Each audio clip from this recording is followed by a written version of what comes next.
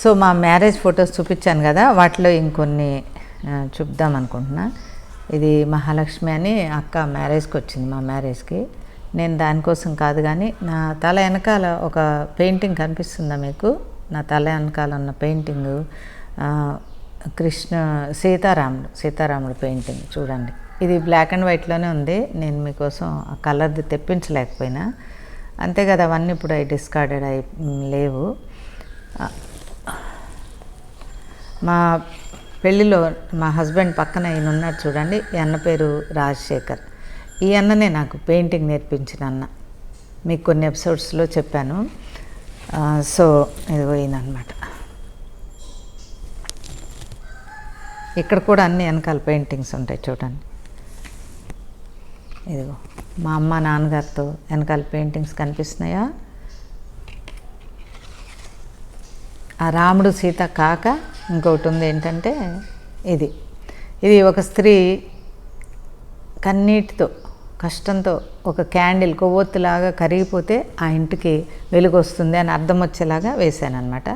ఇదే మా హస్బెండ్ కోసం వేశాను, మీరాబాయి. ఇది ఆల్మోస్ట్ 78, 79లో వేసినటువంటి పెయింటింగ్స్ ఇది మా హస్బెండ్ కోసం వేశాను. అంటే ఒక మీరా కృష్ణుడికి ఎలా సమర్పించుకుంటుందో నన్ను నేను నీకు సమర్పించుకుంటున్నాను అని అర్థం వచ్చే మాటలు కింద రాసి నేను ఈ పెయింటింగ్స్ అన్నీ వేసాను పిల్లలు. ఇది ఎందుకు చూపిస్తున్నానో నేను మీకు చెప్తాను.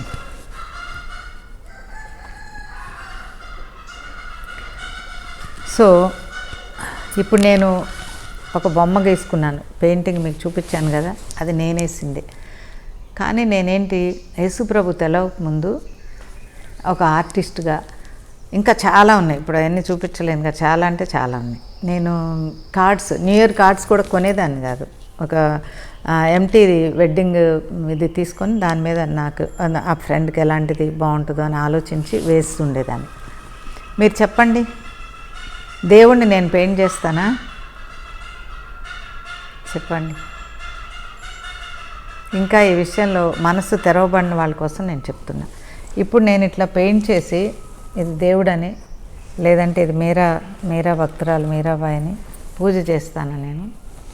నేనే దేవుణ్ణి తయారు చేస్తానా? అప్పుడు నాకు కూడా తెలియదు పిల్లలు, అప్పుడు నా మనసు తెరవబడలేదు. నా కళ్ళల్లో చీకటి, నా జీవితంలో పాపం. అదొక ఆర్టిస్ట్గా నేను నేర్చుకున్నా.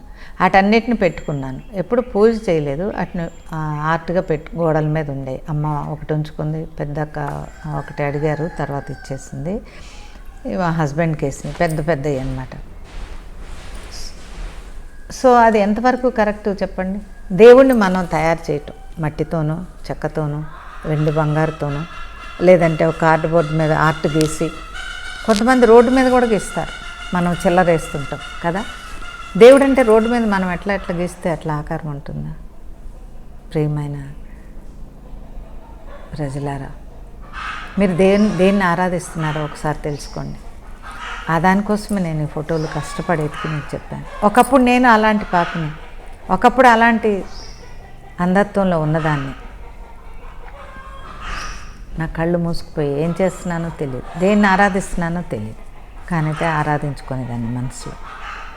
కానీ మనకి తెలుసుకోవాలి, తెలిసి చేయాలి. ఆరాధన అనేది తెలుసుకొని చేయాలి. దేవుడు ఎవరో అని తెలుసుకొని మనం వెతికి వెంటాడి చేయాలి. ఆ ఆరాధన దేవుని సన్నిధికి తప్పకుండా చేరుతుంది. సో నాకు బాప్తిజం ఇచ్చిన ఆయన అరుణ్ కుమార్ జమిస్తాన్పూర్లో ఉండేవాళ్ళు. ఆయన ప్రభు సన్నిధిలోకి వెళ్ళిపోయారు. గండిపేటలో తీసుకున్నాను అది, కనుక నా ఈ ఫొటోస్ లేవు, దేవుడే దానికి సాక్షి. తర్వాత మా పిల్లలు ఇప్పుడు తల్లిదండ్రులుగా ఇద్దరు ఉన్నప్పుడు ఒక్కరే దేవునిలోకి వస్తారు. తొందరగా చెప్పాలంటే స్త్రీలు ఏదో కారణానికి నాకు యేసుప్రభు చాలు, ఆయన కష్టాలు తీరిపోతాయి అట్లా అని వస్తారు. నేనైతే అలా కాదు, ప్రభు స్వయంగా నాతో మాట్లాడారు, వచ్చాను. రాగానే నాకు నేను దేవుని తెలుసుకున్నా, నా భర్తకు చెప్పాలి, పిల్లలకు చెప్పాలి అనే ఆసక్తి కలిగి వాళ్ళకి చెప్తుండేదాన్ని. పిల్లలు చాలా చిన్నవాళ్ళు కనుక వాళ్ళు ఆ పసి హృదయంలో దేవుని చేర్చుకున్నారు. మా వారు వినలేదు, అందరిలాగానే ఇంకా కారణాలు చెప్తే అంత బాగుండవులే, కానీ సో ఆయన దేవుణ్ణి అంగీకరించలేదు. పిల్లలు ఆ పసిప్రాయంలో చాలా చక్కని దర్శనాలు చూసేవాళ్ళు, 5-6 ఇయర్స్ అప్పుడే పరిశుద్ధాత్మతో నింపబడి నాతో పాటు కలిసి మేము ముగ్గురు, నేను, నా కుమార్తె, నా కుమారుడు, మేమే సంఘం. హల్లెలూయా. మా స్టార్టింగ్ సంఘం అదే ప్రియులారా. మాకెవరూ లేరు, మాకు ఒక పాస్టర్ లేరు, మాకు బైబిల్ కూడా లేదు కొత్తలో, తర్వాత కొనుక్కున్నాను. కానీ మేము ముగ్గురం చేసిన ప్రార్థనలు అద్భుతంగా అగ్నిగా దేవుని సన్నిధికి చేరి మాకు బదులు వస్తూ ఉండేది.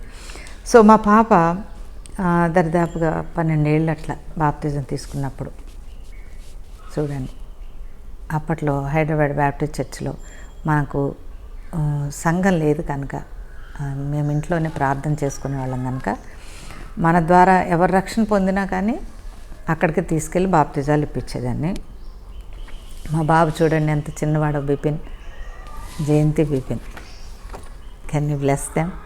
అంత చిన్న వయసులో ప్రభువుని తెలుసుకొని ఇప్పుడు ఇన్ని సంవత్సరాలు ప్రభులో జీవించడానికి వీలైంది.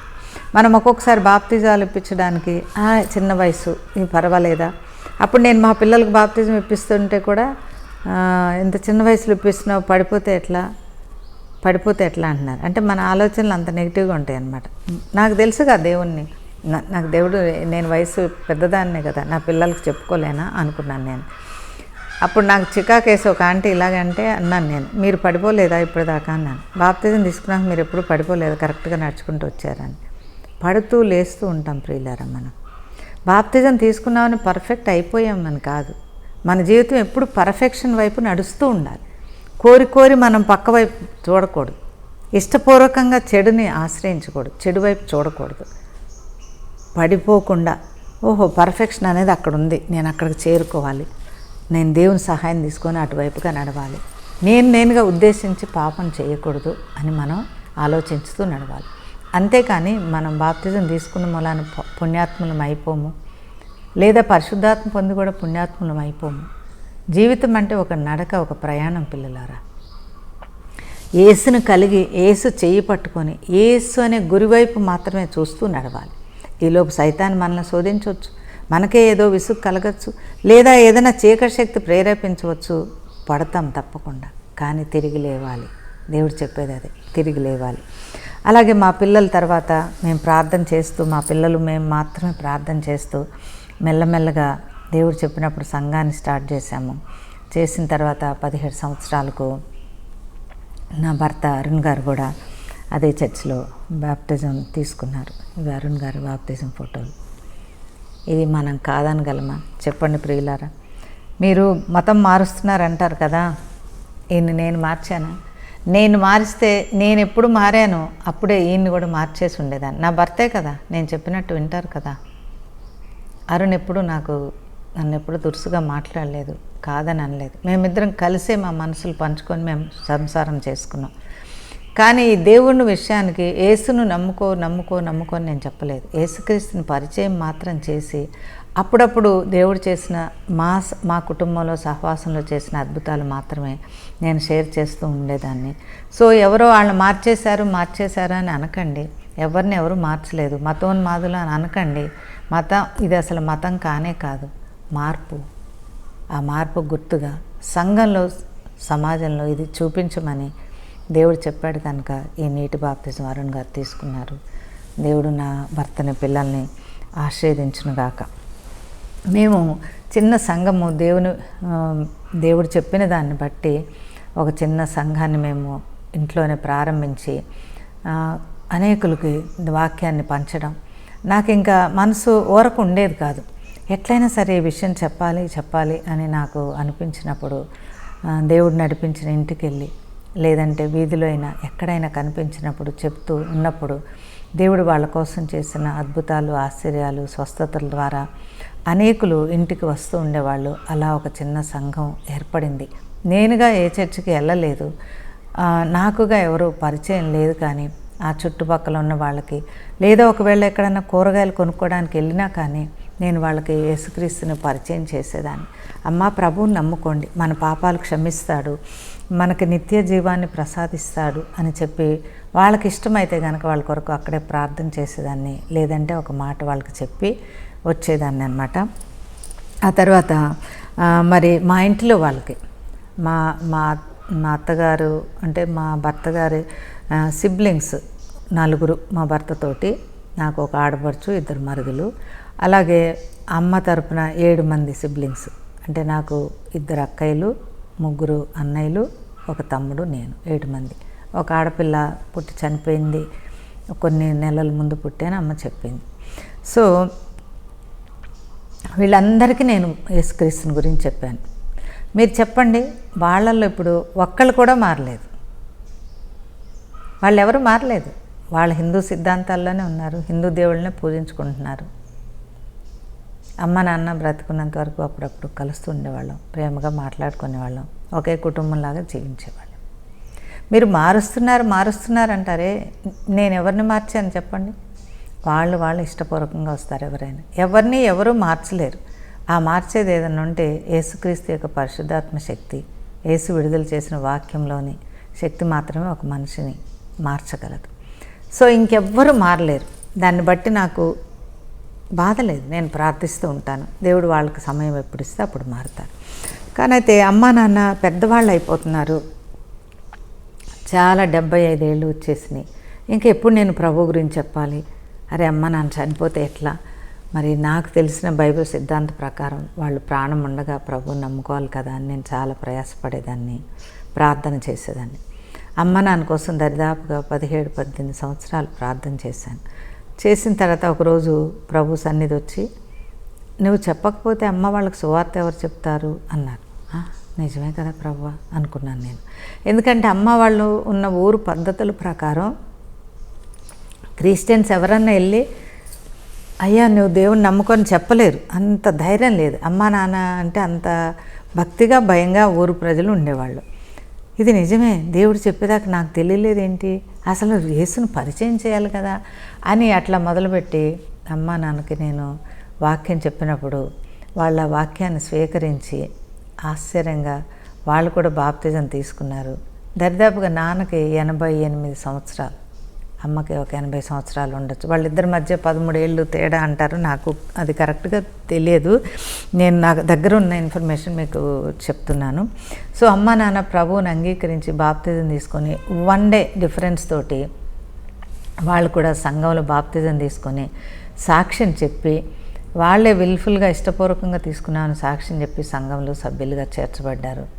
ఈ అద్భుతం నా జీవితంలో మరణించిన మనిషిని 40 దినాలు కోమాలో ఉన్న మనిషిని కూడా దేవుడు లేపాడు. కానీ వాటన్నిటికంటే ఆశ్చర్యం కలిగించేటువంటి విషయం ఇది నాకు ప్రియులారా, నాకు చాలా ఆశ్చర్యం వేస్తుంది.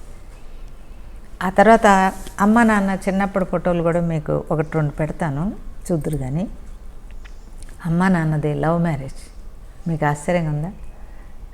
70 ఏళ్ల క్రితం వాళ్ళు ఒకరినొకరు ప్రేమించి, నాన్న చాలా ల్యాండ్ లార్డ్, వాళ్ళకి భూస్వాములు, చాలా భూములు ఉంటాయి. అమ్మ ఆర్థికంగా చాలా చిన్న కుటుంబం. ఇలా ఎన్నో ఉడుదుడుకులు. అమ్మ వాళ్ళ నాన్నగారు కాంగ్రెస్ పార్టీ, నాన్న ప్లస్ అమ్మ వాళ్ళ కుటుంబంలో కొంతమంది కమ్యూనిస్ట్ పార్టీ, వాళ్ళ పార్టీలు వేరు. అమ్మకి ఇష్టమే కమ్యూనిస్ట్ పార్టీ అంటే అఫ్కోర్స్, కానీ వాళ్ళ ఆర్థిక స్థితిగతులు వేరు. అయినా ఒకరినొకరు ఇష్టపడి, అంత పాత రోజుల్లో ఒకరినొకరు ప్రేమించి చివరి వరకు అమ్మా నాన్న కలిసి భార్యాభర్తలుగా జీవించిన సంవత్సరాలు ఎన్నో చెప్పినా మీకు 65 నుంచి 67 సంవత్సరాలు వాళ్ళు భార్యాభర్తలుగా ఉన్నారు.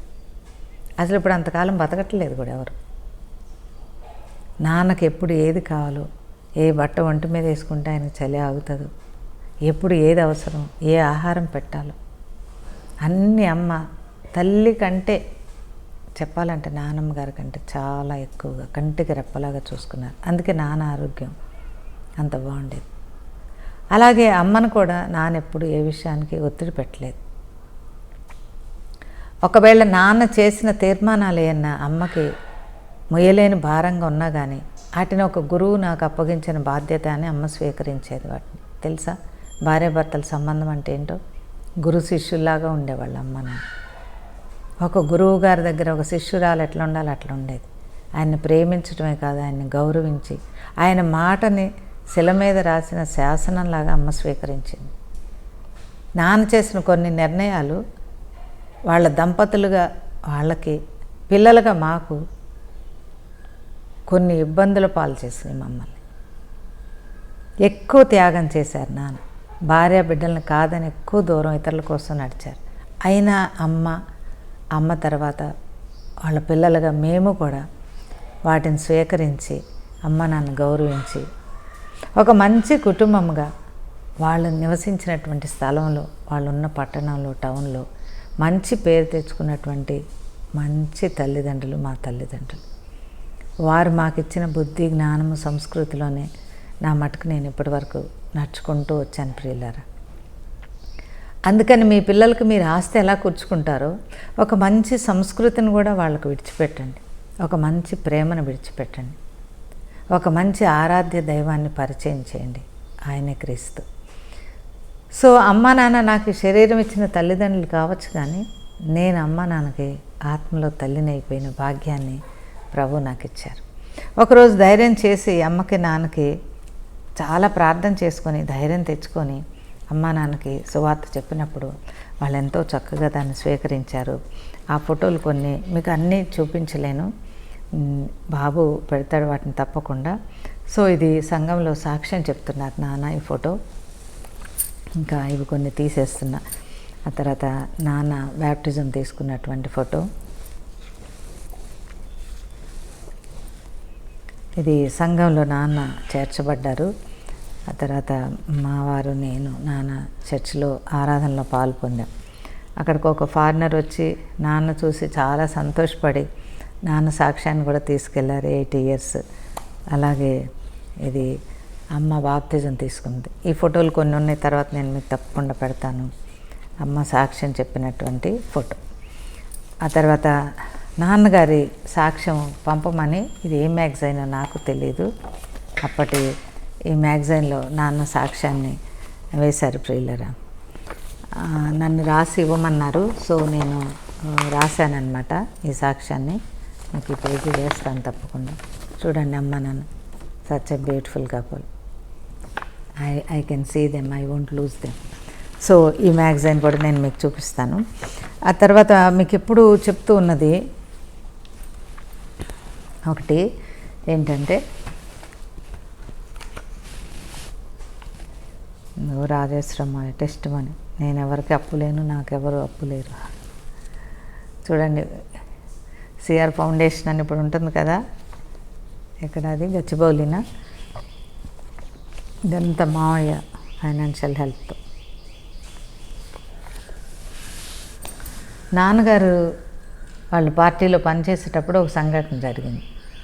ఏదో ఒక కేసులో నాన్నగారి ఫ్రెండ్స్ని ఒక 40 మెంబర్స్ను ఏమో అరెస్ట్ చేసి సేలం జైల్లో పెట్టారు. ఆ జైల్లో అప్పటికే 17 మందిని కాల్చి చంపేసినటువంటి సెల్లో 17 మందిని కాలిస్తే ఎంత రక్తం ఉంటుంది చెప్పండి. అదే రక్తపు మడుగులో నాన్న కూడా పెట్టారు ముద్దాయి కింద. కారణాలు చాలా సిల్లి కారణాలు. అసలు అక్కడ నిల్చోడానికి ఎంత ధైర్యం ఉండాలి. అక్కడ నిల్చోవడమే కాకుండా అక్కడ జైల్లో ఉన్నవాళ్ళు ఎదుర్కొంటున్న ఇబ్బందులకి వ్యతిరేకంగా నాన్న పోరాడేవాళ్ళంట. ఆల్రెడీ ఆయన చంపడానికే తీసుకెళ్లారు. చూసారా ఆ ధైర్యం? నాకు చాలా ఆశ్చర్యం అనిపిస్తుంది. నాన్న చనిపోయినప్పుడు తను ఒక 3.5 నెలలు నేను పిల్లల్ని భర్తని విడిచిపెట్టి, పిల్లలు ఐ థింక్ కాలేజీల్లో ఉన్నారు, నాన్నతో ఉండటానికి డిసైడ్ చేసుకొని నాన్నతో ఉండిపోయాను 3.5 నెలలు. ఒక కొన్ని రోజులకి చనిపోతారనగా అమ్మ అంది, అమ్మ సంసారం వదిలేసుకుని వచ్చావు, మళ్ళీ వెళ్ళి ఒకసారి చూసుకొని మళ్ళీ రమ్మ అంది. అమ్మ నాన్న ఇంకా 3 రోజులే బతుకుతారు, ప్రభు రాత్రి నాకు చెప్పారు, నాన్న పంపించి నేను వెళ్తాను అని చెప్పారు.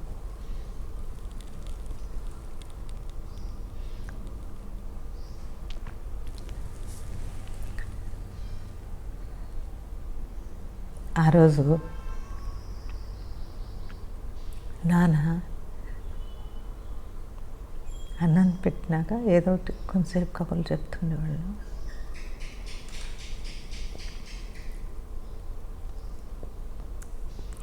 దసరా రోజు మీరందరూ కలిపి భోజనం చేయండి అమ్మా అన్నారు. సరే నాన్న, ఎందుకు ఇప్పుడు అవన్నీ, పర్లేదు చేస్తాంలే. అంటే పండగలకి వాటికి ఏ సందర్భం వచ్చినా ఇంట్లో మాత్రమే కాకుండా ఆ దెబ్బ మీద పని చేసే వాళ్ళందరికీ అమ్మ నాన్న వంటలు చేయించి పెట్టేవాళ్ళు. మేమందరం కలిసి భోజనం చేసేవాళ్ళం. మాకు కులాలు మతాలు నేర్పించలేదు మా తల్లిదండ్రులు. అంత ఉత్తమమైన సంస్కారం మాకు అందించేది. మా పనివాళ్ళు మేమందరం ఒకే లైన్లో కూర్చొని భోజనం చేసేవాళ్ళం.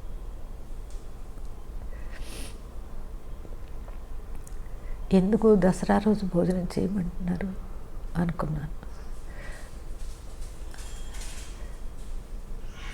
సరిగా దసరా రోజే నాన్న చనిపోయారు ప్రియులారా. ఆయన అన్నట్టే ఆ రోజు అందరూ పార్టీ వాళ్ళు పని వాళ్ళు అందరూ ఒక చోట భోజనం చేయాల్సి వచ్చింది. చనిపోవడానికి కొన్ని రోజుల ముందు ఏదో పెళ్ళి జరుగుతుందమ్మా, పెళ్ళికి నన్ను పిలుస్తున్నారు, పెళ్ళికి వంటలు చేస్తున్నారు అంటుండేవాళ్ళు. ఆ పరలోకపు విందేమో దేవుడు పిలుచుకుంటున్నాడు అని నేను అనుకునేదాన్ని. నాన్నగారికి గడ్డం చేసేదాన్ని, ఆయన పనులన్నీ నేను చూసుకునేదాన్ని. నాకు సంతోషంగా అనిపించింది. ఇంకా చనిపోవడానికి 3 days ముందు ఇక్కడ ఫ్లమ్ లాగా తెమ్మడలాగా పట్టుకొని ఊపిరాడక కష్టపడ్డాను. ఆ 3 days కన్ను మీద రెప్ప వేయలేదు. అమ్మ నా దగ్గరకు వచ్చి దేవుడు తీసుకుంటే బాగుండమ్మా, చూడలేకపోతున్నాను. నిజంగానే అలాగే అవస్థపడ్డాను. ఇంకా ఆయన ఊపిరి వెళ్ళిపోతుంది. అప్పుడు మీకు ఇంతకు ముందు చూపిన తాతగారి నాయనమ్మ ఫోటో చూపిస్తే వాళ్ళకి ఎట్లా నమస్కరించారు. ఆ తర్వాత నాన్న ఇంకా నేను ఎవరిని నాన్న అని పిలవగలను అని ఏడుస్తున్నా. నేను మాట్లాడడానికి ఆయనకు మాట్లాడలే. అది 3వ రోజు ఏడుస్తున్నా నేను. ఇంకా నాన్న అని మనిషి భూమి మీద కనపడరు కదా అని. నానేమన్నారో చెప్పిన,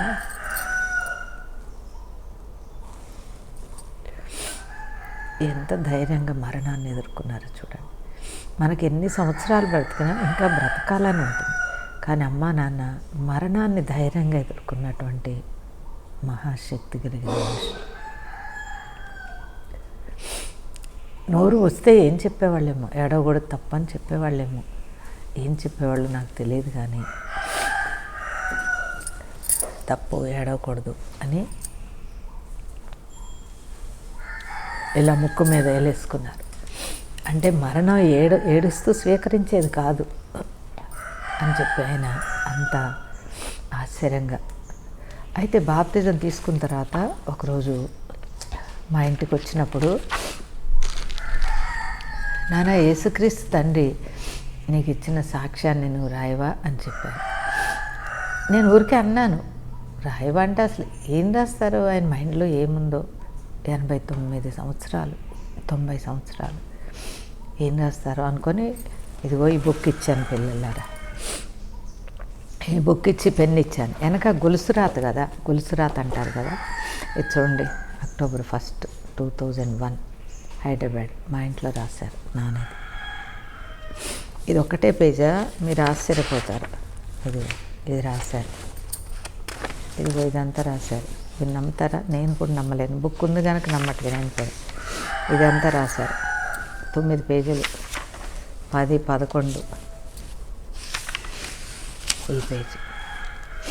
అయితే నాన్న కూర్చొని వరుసగా అలా అలా అలా రాస్తున్నారు. అబ్బా కూతురు చేస్తే బాగానే రాస్తున్నారే అని అందమ్మ. మేము చిన్న సంతకం పెట్టమంటే పెట్టరు, కూతురు చేస్తే బాగానే రాస్తున్నారే అంతే. మమ్మీ వచ్చింది అంటే నేను అన్నా, నేనేం ఆస్తి కోసం కాదు కదమ్మా, నేను సాక్ష్యం రాయమన్నా, అందుకని నాన్నకు దేవుడు శక్తినిచ్చాడు, రాస్తున్నాడులే రాయని అన్నాను. ఊరికి మేము ముగ్గురు సంభాషణ. ఇది కూడా నేను మీకు ఒక ఫోటో పెడతాను. ఆశ్చర్యంగా ఈ చివరి మాటలు చాలా ఆశ్చర్యం కల్పించేటువంటి మాటలు, నేను ఎక్కడ చదవని మాటలు. గాస్పెల్ అంటే యేసుక్రీస్తే, దేవుడు అంటే సజీవుడు, దేవుడు అంటే వెలుగు, దేవుడు అంటే నీరు, దేవుడు అంటే ప్రతిదీ దేవుడే. ఈ యొక్క యేసు సువార్తని ఇంకా ఎక్కువగా వ్యాపింపచేయాలి. ఒకవేళ నువ్వు క్రీస్తులో పుట్టుంటే ఇంకొకరికి చెప్పు అని రాశారు. లాస్ట్లో ఇక్కడ Sitaramayya son of Jesus Christ అని రాశారు. నేను ఒక ఎపిసోడ్లో మీకు చెప్పాను, నేను లేని మాటలు చెప్పలేదు ప్రియులారా. నా అనుభవం అయినా నా మాట అయినా అది ఉత్పత్తి చేయబడింది, నా సొంతం కాదు. సో నాన్న ఈ యేసుక్రీస్తు యొక్క కుమారుణ్ణి అని చెప్పి ఈ రాసుకున్న సాక్ష్యాన్ని మనం ఎవరం కాదనగలం చెప్పండి? మనం ఎవ్వరం కాదనలేం. ఇది సజీవమైనటువంటి సాక్ష్యం. కమ్యూనిస్టుగా ఆయన 70-60 సంవత్సరాలు సేవ చేసి చివరి రోజుల్లో యేసుక్రీస్తుని అంగీకరించడం అనేది, అది నిజంగా నా కళ్ళ ముందు జరిగినా కూడా నేను నమ్మటానికి ఎంతో అసాధ్యమైన ఆశ్చర్యంగా అనిపించేటువంటి విషయం. మరి ఆ కమ్యూనిస్ట్ని మార్చింది ఎవరు? కరుణనా? నేననా? కాదు కదా. నేను మారినప్పుడే వాళ్ళందరినీ మార్చేస్తా, కాదు కదా. సో 1900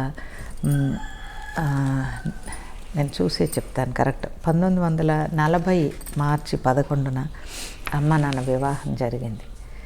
సో నాన్న పుట్టింది 1913లో నందిగామ అంటారు కదా, నందిగామ కాదు, విజయవాడ దగ్గర నందిగామ కాదు, నర్సరావుపేట దగ్గర ఉండే నందిగంలో, గుంటూరు జిల్లా నందిగంలో పుట్టారు నాన్న. డేట్ తెలియదు పిల్లలు. అమ్మ మాత్రం 1925 జనవరి 7 మవ్వ గ్రామంలో, కృష్ణా జిల్లా మవ్వ గ్రామంలో పుట్టింది అమ్మ. సో మార్చి 11న వాళ్ళు దంపతులుగా వివాహం ఆడారు. ఆ తర్వాత నాన్న అప్పట్లో ఎస్ఎస్ఎల్సి చదువుకున్నారు, అమ్మ 7th క్లాసే చదువుకుంది. అయినా కానీ వాళ్ళు ఎంతో మంచి దంపతులుగా ఊర్లో, కుటుంబంలో పేరు తెచ్చుకున్నారు. అంతేకాదు సంఘంలో, కమ్యూనిస్ట్ పార్టీలో కూడా మంచి పేరు తెచ్చుకున్నారు. సో ఈ 40 మందిని అరెస్ట్ చేశారన్నాను కదా. అరెస్ట్ చేసిన వాళ్ళలో ఒకళ్ళిద్దరు, నాన్న ఇంకొకళ్ళిద్దరు తప్పితే మిగతా వాళ్ళందరూ కొంచెం ఆర్థికంగా అంత స్తోమత లేని వాళ్ళు. చూస్తే పాపం అమ్మ పసిపిల్లల్ని వేసుకొని ఆ కడలూరు జైలుకి వెళ్ళి వాళ్ళకి పర్మిషన్ ఇచ్చినప్పుడు నాన్న చూసి వస్తూ ఉండేది. ఎంతో యవ్వన ప్రాయం. ఆ 40 మంది పురుషులకు సంబంధించిన భార్యల్ని వాళ్ళందరినీ ఒక టీం లాగా చేసి కావాల్సిన ఆహారాలు వండుకొని ట్రైన్లో పడి భర్తను చూసి మళ్ళీ వస్తూ ఉండేది ఆ మహాతల్లి. పుచ్చలపల్లి సుందరయ్య గారి దగ్గర వాళ్ళు కోఆర్డినేటర్స్గా పనిచేశారు. నాన్న ఎన్నో రోజులు అండర్ గ్రౌండ్లో ఉన్నారు. అమ్మకి నాన్నకి సంబంధం లేని పరిస్థితులు. ఇప్పుడు ఒక్కరోజు కనపడిపోతే మిస్ యూ అని కొట్టుకుంటారు. వచ్చినాక మళ్ళీ కొట్లాటలు. అయినా వాళ్ళ హృదయాలు ఒకటే, వాళ్ళ గోల్స్ ఒకటే. వాళ్ళు ఎక్కడెక్కడ ఉన్నా ఒకరి క్షేమం ఒకళ్ళు కోరుకున్నటువంటి దంపతులు వాళ్ళు. ఇది నీ మూలానే జరిగిందని వాళ్ళు ఎన్నడూ అనుకోలేదు ప్రియులారా. ఈ కాలం దంపతులుగా మనం నేర్చుకోవాల్సిన విషయాలు అలాంటి వాళ్ళ దగ్గర చాలా ఉంటాయి. వాళ్ళు ఇప్పుడు బతుకుంటే బాగుండేమో, మనల్ని కూర్చోబెట్టి చెప్పేవాళ్ళు. మీతో పాటు నేను కూడా వినేదాన్ని. ఆ పాసిబిలిటీ లేదు కనుక కొన్నైనా నాకు గుర్తొచ్చినప్పుడు మీకు చెప్తూ ఉంటాను. మీకు ఇష్టమైతే మీరు స్వీకరించి మీ పిల్లల్ని, మీ కుటుంబాలని దిద్దుకోండి. సో ఇంకా కేసు నడుస్తుంది, ఏం చేయాలో అర్థం కాదు. ఇక్కడ లాయర్స్ వల్ల కావట్లేదు. కమ్యూనిస్టులు కనపడినట్లుగా కాల్చివేయమని గవర్నమెంట్ ఆర్డర్స్ ఇచ్చింది. అలాంటి సమయంలో నాన్న ధైర్యం చేసి బ్రిటిష్ నుంచి ఒక లాయర్ని, డయ్యర్, ఆ లాయర్ పేరు డయ్యర్, ఆ లాయర్ని తీసుకొచ్చి, అప్పటి రోజుల్లో గంటకి 10,000 అట, ఒక 1 అవర్కి 10,000. ఆయన అక్కడ బయలుదేరిన దగ్గర నుంచి మళ్ళీ వెళ్ళే వరకు ఎన్ని గంటలైతే అని 10,000. వాదిచ్చిన దానికే కాదు. సో ఆయన పిలవాల్సిందే, లేకపోతే 40 మంది చచ్చిపోవటం. సో నాన్నకి జీవం యొక్క విలువ బాగా తెలుసు. ఆస్తి పోతే ఎప్పుడైనా సంపాదించుకుంటాం, ప్రాణం పోతే రాదని తెలుసుకున్నటువంటి జ్ఞాని నాన్న. సో ఆయన ఎకరాల పొలం, తాతగారికి అంత ఇష్టం ఉండేది కాదు నాన్న ఇలాంటి పనులు చేసినప్పుడు. తాతగారికి ఎంతవరకు సంపదలు చేసుకున్నాం, సంసారం చూసుకున్నాం, పిల్లలు పెరిగారు కదా, బాధ్యతగా సంసారం చేస్తే బాగుండు కొడుకు అని ఉండేదేమో. చిన్న కొడుకు ఎలాగో చనిపోయాడు కదా. సో బోలెడు ఎకరాల పొలం అమ్మేసి ఆ యొక్క లాయర్ ఖర్చు అంతా నాన్నగారే పెట్టుకున్నారని అమ్మ చెప్పింది. నాన్న ఎప్పుడు చెప్పలేదు ప్రియులారా. అసలు ఏవి మాకు చెప్పలేదు. వెంటపడి అడగంగా ఒక 1000 విషయాల్లో ఒక్క విషయం ఏదన్నా ఒకటి మాకు అవసరమైంది, ఆ టైంకి అవసరం అన్నదే చెప్పారు. కానీ మేము ఇన్ని త్యాగాలు చేసామని కానీ, మా జీవితం ఇలా కష్టాలతో నడిచిందని కానీ వాళ్ళు ఎప్పుడూ మాకు చెప్పలేదు. Never never never. నడుచుకుంటూ వెళ్ళారు అంతే, ఎంతో సింపుల్గా. అమ్మ ఒకవేళ నాన్న ధనవంతుడు కనుక ఒకవేళ 10 రూపాయలు చీర కట్టుకుందే అనుకో, పార్టీలో చెప్పేవాళ్ళంట, 5 రూపాయలది నువ్వు కట్టుకొని ఇంకొక 5 రూపాయలు చీర కొని ఇంకొక కామ్రేడ్ భార్యకి ఇవ్వమని. చూసారా, ఎవరికి ఏది కావాలన్నా మా నాన్నగారు జేబులోంచి పార్టీకి డబ్బులు, అదే ఆయన బ్యాంక్ అన్నమాట, అలా ఖర్చు పెట్టేశారు. దేనికి? కమ్యూనిస్టు సిద్ధాంతాల కోసం. ఒకవేళ కమ్యూనిస్టులు ఎవరైనా చూస్తుంటే నేను ఇప్పుడు అడుగుతున్నాను, ఏంటి కమ్యూనిస్ట్ పార్టీ మీకు ఇచ్చింది? ఏమిచ్చింది? కమ్యూనిస్ట్ పార్టీ సిద్ధాంతాలు చాలా ఉత్తమమైనవి, వాటిని నేను కూడా గౌరవిస్తాను, నాకు ఇష్టమే. అందరూ సమానంగా బతకాలి. ఒకవేళ నా దగ్గర 20 రూపాయలు ఉండి ఇంకొక అతని దగ్గర 5 ఉంటే నా షేర్ చేయాలి. ఆ సిద్ధాంతం మానేది. But is it practical? నేను కష్టపడి 20 రూపాయలు తెచ్చుకున్నా ఉచితంగా ఇంకోళ్ళకి ఎలా ఇస్తాను? ఇవ్వను కదా. అంటే ఆ సిద్ధాంతం సమాజంలో కుదరదు, అది నేను చెప్పేది. సిద్ధాంతం మంచిదే, సమాజంలో వీలు కాదు. అలాంటి వీలు కాని వ్యర్థమైన సిద్ధాంతాల కోసం అమ్మ నాన్న జీవితం అంతా త్యాగం చేసేసారు బిడ్డలారా. మనం కూడా మన జీవితాన్ని, మనకు ఒక్కటే జీవితం, ఆ జీవితాన్ని దేనికి ఖర్చు పెడుతున్నాం? దాని ద్వారా మనకు వచ్చేది ఏంటి? ఈ భూమి మీద మనకేమొస్తుంది, ఒకవేళ మరణిస్తే ఏమొస్తుంది అనేది మనం అర్థం చేసుకోవాల్సిన సత్యం. ఎవరి జీవితం యేసులో ఖర్చు పెడతారో, ఎవరి జీవితం యేసుతో ముగుస్తుందో దానికి అంతం ఉండదు ప్రియులారా. అమ్మా నాన్న తెలియక 65 సంవత్సరాలు కమ్యూనిస్ట్ పార్టీకి సేవలు అందించారు. వాళ్ళ ఆస్తి అంతా ఖర్చు పెట్టారు. వాళ్ళ ప్రాణాలు ఇచ్చి, బోలెడు మంది ప్రాణాలు ఇచ్చి, కమ్యూనిస్ట్ పార్టీ వాళ్ళకి ఒక ప్రశ్న నేను వేయదలుచుకున్నాను. తిరిగి నా తల్లిదండ్రులు కానీ, నేను పోగొట్టుకున్న కుటుంబీకులను కానీ నాకు ఇవ్వగలరా? మేము పార్టీకి ఇచ్చిన ఫండ్స్ మాకు ఏ రూపంలో మీరు ఇవ్వగలరు? దాని ద్వారా మాకు వచ్చిన ఉపయోగం ఏంటి? ఏది తిరిగి రాదు బిడ్డలారా. అదే నువ్వు యేసులో ఇన్వెస్ట్ చేస్తే, నీ ధనం కానీ నీ ప్రాణం కానీ నీది ఏదైనా నువ్వు యేసులో ఇన్వెస్ట్ చేస్తే అది 100 ఫలము ఈ భూమి మీద పరలోక రాజ్యంలో కూడా ఇస్తారు. సో నేను చెప్పటం కొంత ఆలస్యమైన, అమ్మా నాన్న క్రీస్తుని వాళ్ళ సొంత రక్షకునిగా మనస్ఫూర్తిగా, నాన్నగారు దీంట్లో రాశారు విల్ఫుల్లీ అని రాశారు. నేను ఆయనకు చెప్పలేదు రాయమని. విల్ఫుల్లీ అంటే నేను సొంతగా నా ఇష్టపూర్వకంగా నేను యేసుని రక్షకునిగా స్వీకరిస్తున్నాను అని అమ్మా నాన్న వ్రాతపూర్వకమైన సాక్ష్యం రాసి సంఘంలో సాక్షులుగా నిలబడి అందరి ఎదుట నీటి బాప్తిజం తీసుకొని యేసు తండ్రిలో నిద్రించారు. ఒకరోజు నేను వాళ్ళని కలుసుకుంటాను. ఆ దంపతులను బట్టి దేవునికి నేను నమస్కరించుకుంటున్నాను. ఇంకా కొన్ని మాటలు మనం తిరిగి నెక్స్ట్ ఎపిసోడ్లో మాట్లాడుకుందాం. God bless you. Jesus loves you and saves you. Yesu నిన్ను ప్రేమిస్తున్నాడు, నిన్ను రక్షిస్తాడు.